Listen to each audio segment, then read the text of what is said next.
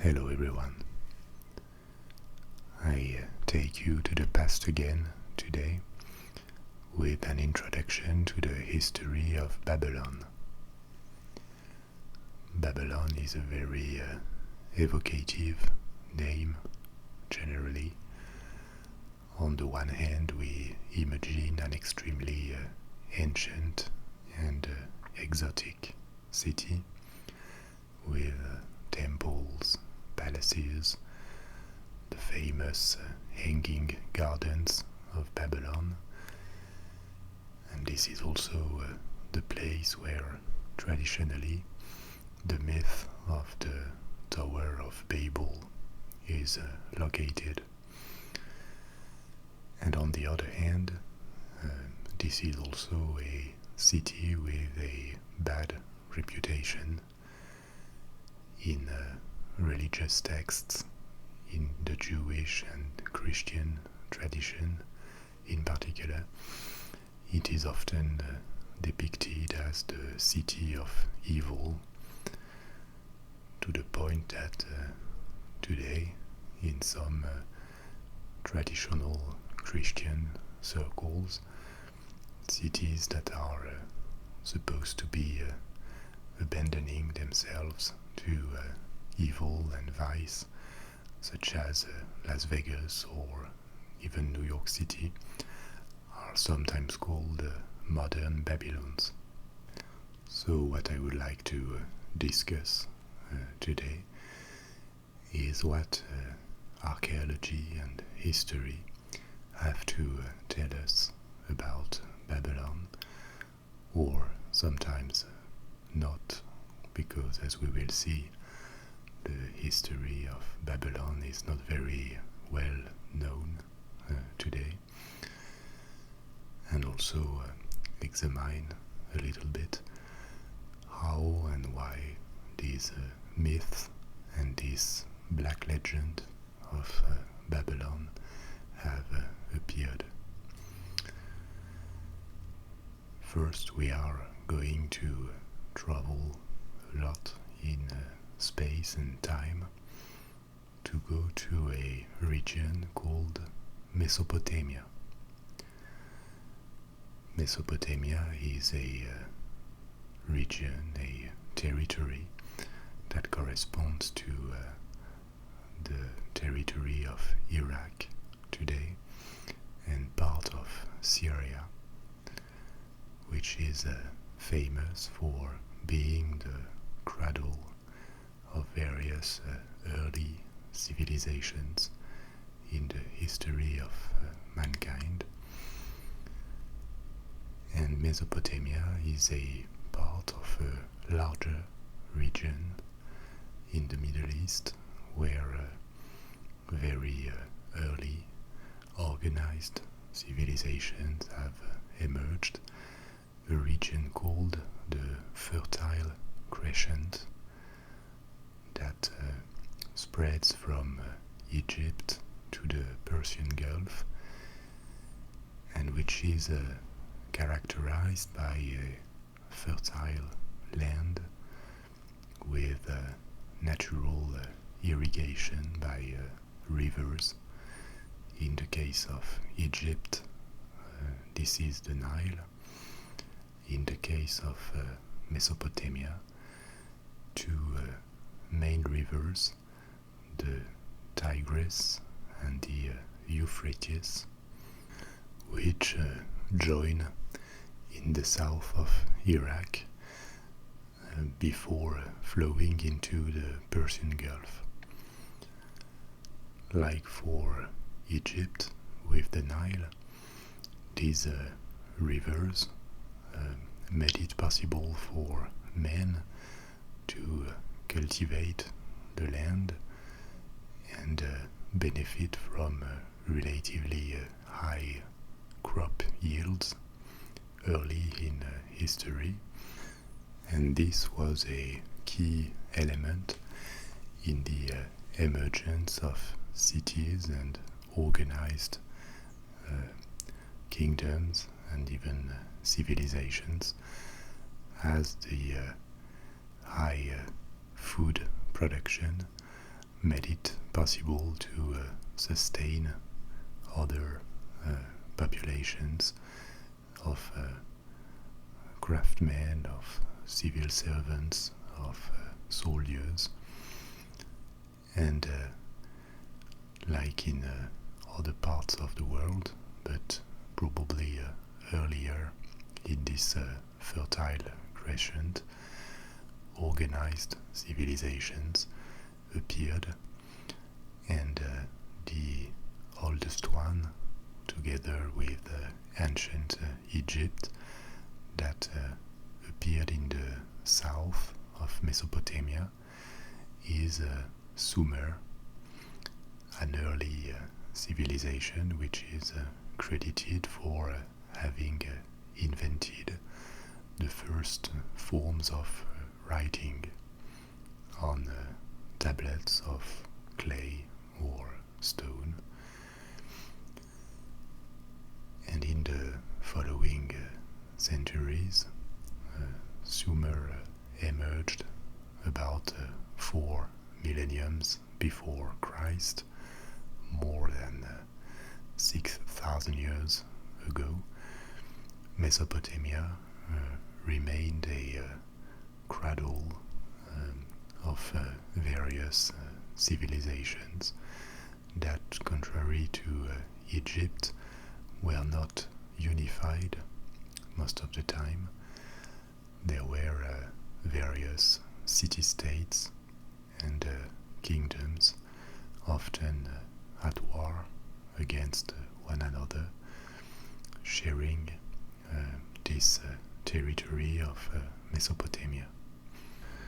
Apart from Babylon, other relatively well-known cities in the region include Ur, which was the prominent city in the civilization of Sumer, or Nineveh, which was the capital city of the Assyrian Empire.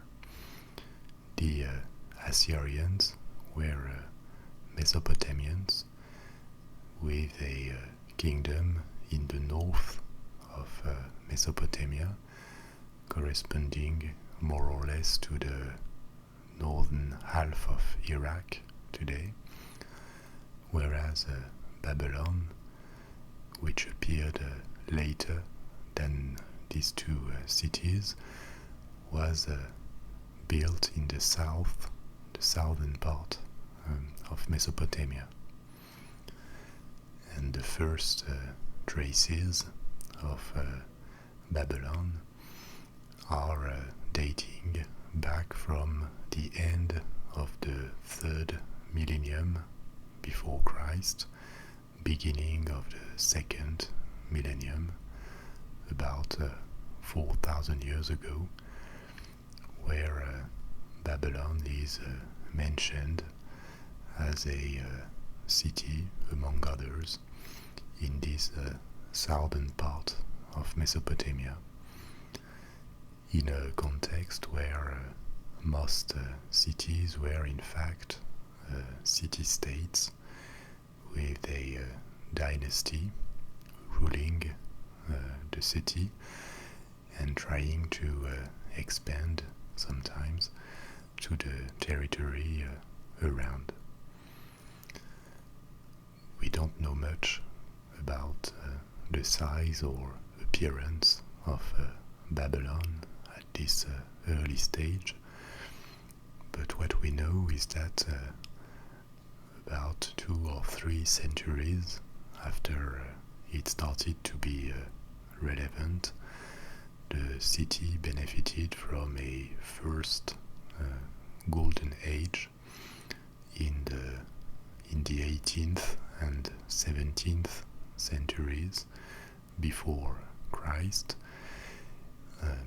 It expanded at the expense of other neighboring cities, and especially under the rule of a king, which you may have heard about, called Hammurabi, and he is remembered for the codified laws that he left. He was a legislator, and one of the first known examples of written law that we have in history.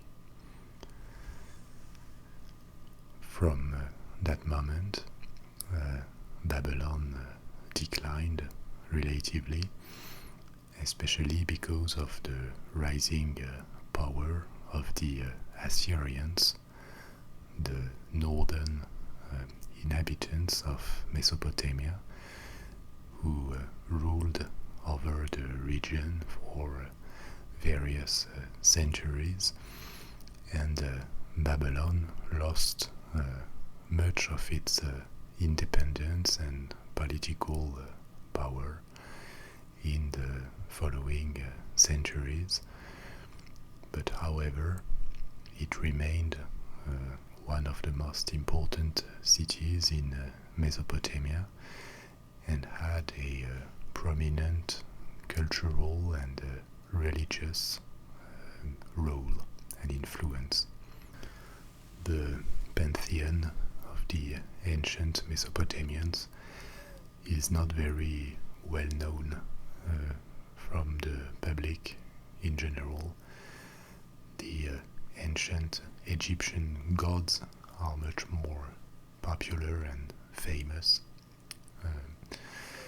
But like in Egypt, there was a profusion of divinities in Mesopotamia, and their religious and political influence depended much on the political power of the cities where they were worshipped.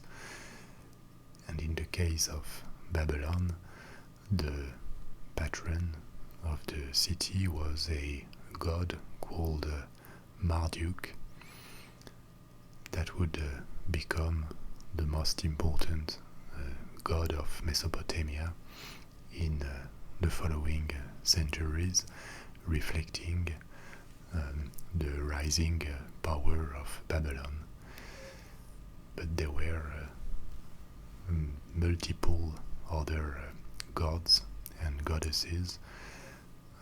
One relatively famous name is Ishtar, a goddess of fertility, who is known for the door of Ishtar, one of the entrances of Babylon that was built much later, and has been recreated in a museum in Germany after the ruins of the city were explored. There were plenty of other important and minor divinities, most of them being forgotten today.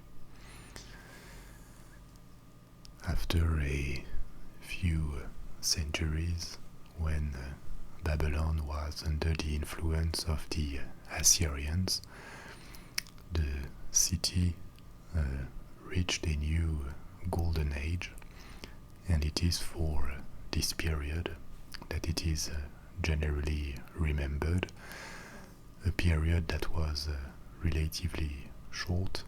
It lasted only a bit more than a century, in the 7th and 6th centuries before Christ, and a period called the Neo-Babylonian Empire.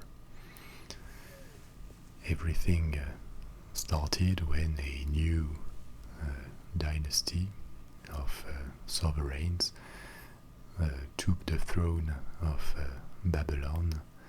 They were coming from the south of Mesopotamia, and a few brilliant sovereigns extended the territory territory of Babylon to what is called now Babylonia, the southern part of Mesopotamia, and much further.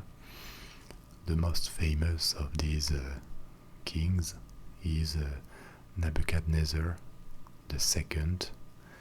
There was a Nebuchadnezzar the first, but he ruled several centuries before, and these kings gave to Babylon the mythical power and appearance and monuments for which it has been known in the antique and modern worlds. In just a few decades, the kings of Babylon managed to unify the cities in the south of Mesopotamia, and then they fought a war against the Assyrians and won. They captured Nineveh, the capital city of Assyria, in the 7th century, and after that, controlling the whole Mesopotamia, they expanded their empire towards the west to what is Syria and Israel today, fighting the Egyptian army. In this period, Egypt as an empire was fastly declining, and the Babylonians contributed to this decline. During this Neo-Babylonian empire, the city of Babylon was deeply transformed and probably reached the eighth of its power. We don't exactly know what it looked like before, but we have various testimonies, various documents giving us an idea of what it could be in the 7th and 6th centuries before Christ, and that was probably the biggest city of the time, maybe in the entire world, with a population of more than 100,000 inhabitants. That would be a relatively small city today, but in the antique world this was enormous, and the city was a center of trade where various commercial routes were converging. It was protected, surrounded with very powerful walls that were several meters thick and high, of course. It was also covered with plenty of temples, and the Greek documents we have say that the kings of Babylon had 3 palaces in the city, even though only one of them was discovered. And this is the period where the hanging gardens of Babylon were supposed to exist. I say supposed because it is unclear whether they really existed, or they may be just an exaggeration of the gardens that decorated the palaces of the city. We have descriptions of these gardens by various Greek writers in particular, but it is not impossible that most of them, if not all of them, were based on the same source. And what this source says is that the hanging gardens would have been a building with terraces and irrigation, making it possible to grow plenty of plants and trees, and the building would have looked like a pyramid of vegetation, but we have no idea whether it really existed, because contrary to plenty of monuments that were documented and have been discovered in the ruins of Babylon, no trace of the hanging gardens has been found. This is also the place where the myth of the Tower of Babel is generally located. And it is likely that this myth was inspired by the religious buildings called the ziggurats that the Mesopotamians built in their cities. The ziggurats were like a mix of tower and pyramid. It was possible to climb on these ziggurats with ramps and stairs. What we know for sure is that these buildings had a religious destination, and every large city in Mesopotamia had a ziggurat. The one of Babylon being probably one of the biggest and most impressive in Mesopotamia, and this maybe served as a base for this myth of the Tower of Babel, a large building that men would have built trying to reach for the sky, and in order to punish them, God would have blurred their languages, forced them to speak different languages in order to avoid this unity of mankind, punishing it for its arrogance. Because the history of Babylon in the 7th and 6th centuries also inspired this negative myth about the city.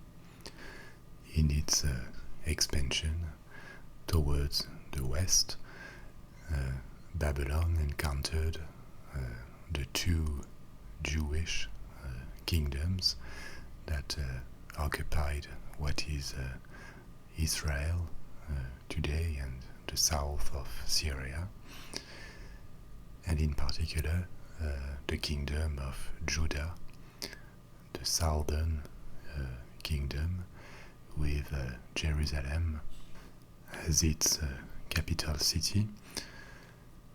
And the kingdom of Judah was militarily defeated the first time, after which the elite of the population was deported, exiled to Babylon, and the kingdom revolted about a decade later, which made the Babylonians conquer it again, and this time destroy Jerusalem and the temple of Jerusalem.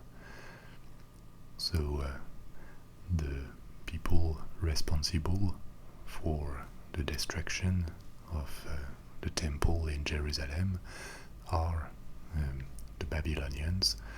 This is a historic reality, but obviously this inspired all the negative writings and prophecies about Babylon as a city of evil, a representation of imperialism, even though the term did not exist yet, an incarnation of paganism with the polytheist religion in Babylon, and for that reason the city became an incarnation of evil, of the enemy in the Jewish tradition.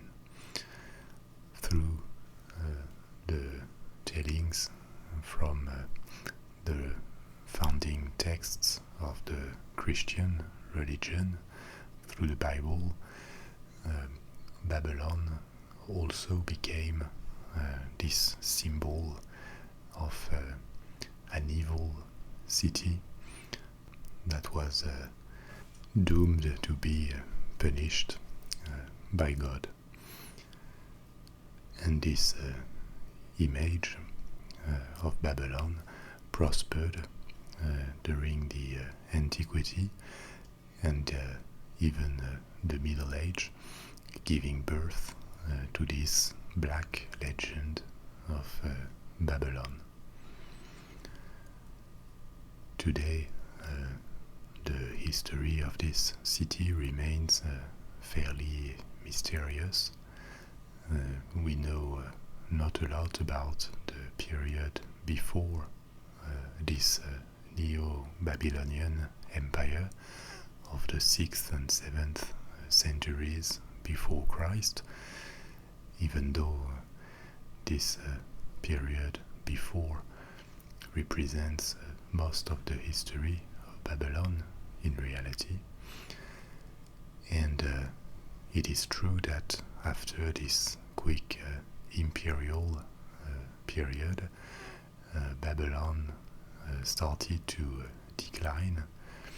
It declined dramatically because of the Persian Empire, which in the 6th century before Christ was the rising power in the region, and the emperor of Persia, Cyrus, conquered Babylon and proclaimed himself king of Babylon in 539 before Christ, putting an end to this Neo-Babylonian empire.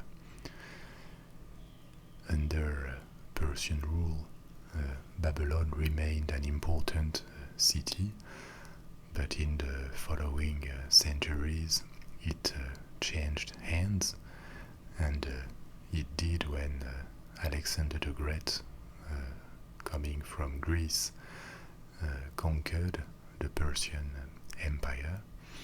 So it became ruled by Greeks, a Greek elite, and after this period Babylon started to lose its population, making the remains of the city appear gigantic, disproportionate in comparison with its population. And whilst it retained some of its influence, Mesopotamia in general became a region that other powers controlled, and it never returned to independence. By the beginning of our era, Babylon had lost most of its population, and a large part of the city had been turned into ruins. There were nobody left to maintain the buildings, and in the first centuries of our era, the site of the city was progressively abandoned and covered by the sands of the desert.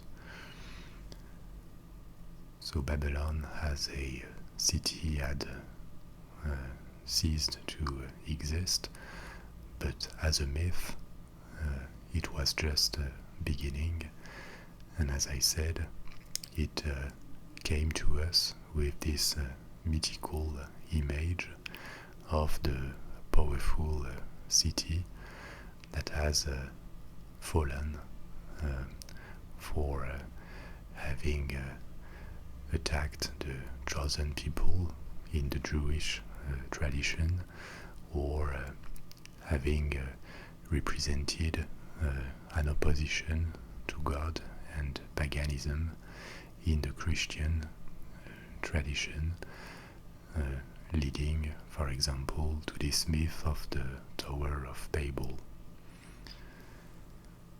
The site where the city is built has not been fully explored yet.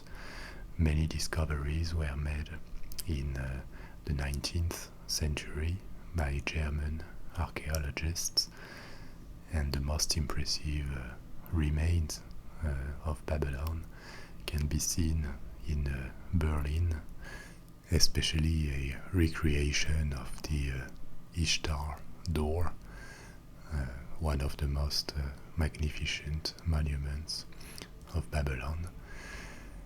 But we can only explore the most superficial and recent parts of the city, because the oldest parts have been progressively destroyed by the rise of subterranean water, and obviously the political situation in Iraq today makes it difficult to research the site. As usual, I hope you enjoyed this introduction to the story of Babylon, and I hope to see you soon for another topic. Bye bye.